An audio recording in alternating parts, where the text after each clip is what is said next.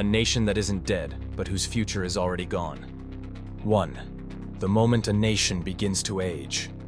Not every nation declines because of war. Not because of crisis. Not because of an external enemy. Most nations decline when no one dares to name the decline. There is no day of collapse, no historic moment. Only an ordinary day, when the future's money begins to be used to pay for the past. Taxes are still collected. Budgets are still spent. The system still functions. But from that moment on, the nation no longer moves forward. It survives, only to avoid breaking today. Debt spiral is not an event.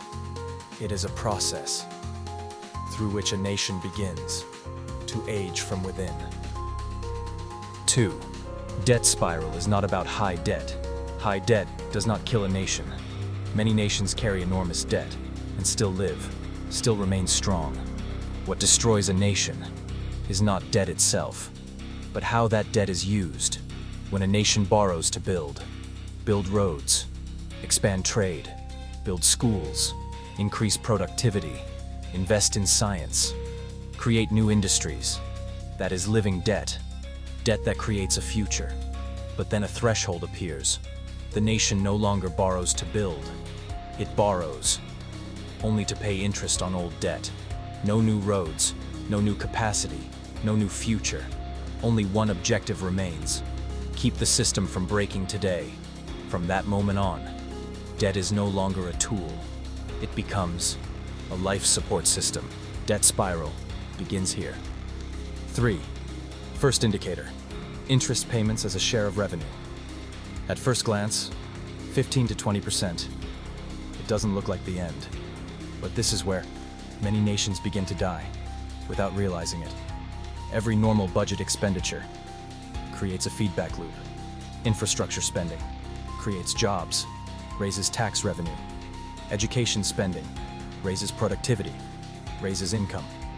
Research spending creates new industries, extends growth. But interest payments have no feedback loop.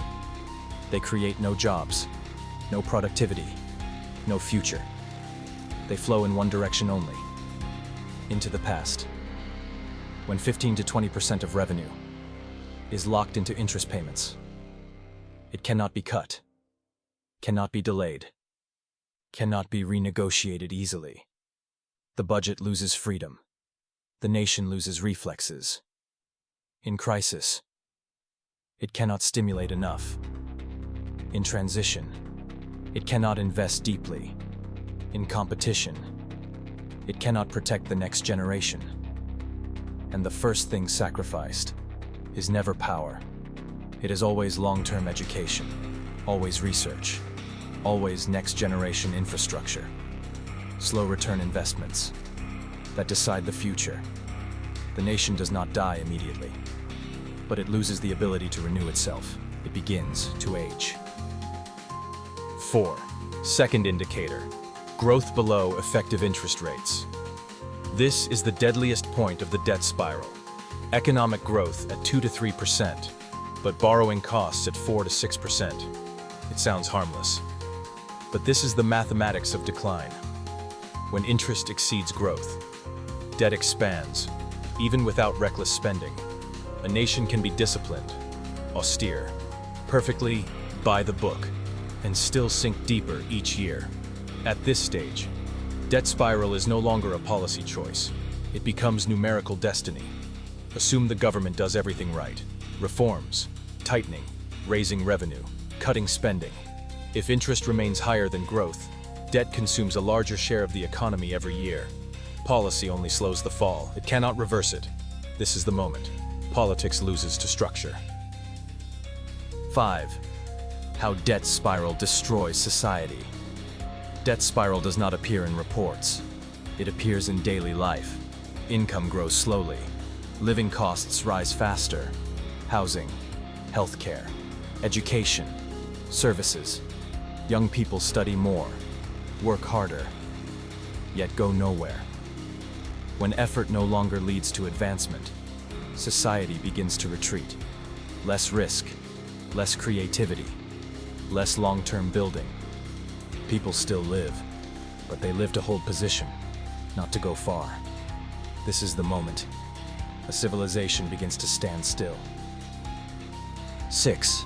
The moment a nation loses the power to choose. At this stage, governments no longer ask, what should be done? They ask only, how long can this be delayed? Where can we cut to hurt the least? And what is sacrificed is always the future. Education, research, the next generation. The nation still exists, but it no longer evolves. 7. The final cut. Debt spiral does not need to destroy a nation. It only needs to do one thing. Make today's effort. Fail to produce tomorrow. When the young work, but their output only pays for the past. Society still functions, but it goes nowhere. There is no day of collapse, only a day when people stop believing the future will be better. And when that happens, the nation is not dead, but its future has already died first.